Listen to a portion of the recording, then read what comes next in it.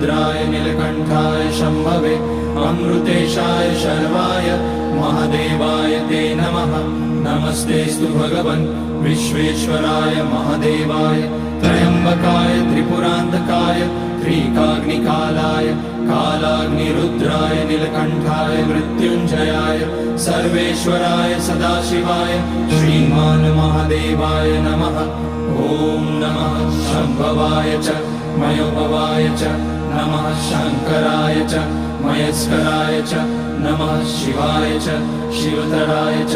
ॐ त्र्यम्बकं यजामहे सुगन्धिं पुष्टिवर्धनम् उर्वारुकमिव बन्धनान् मृत्योर्मुक्ष्यमामृतात्।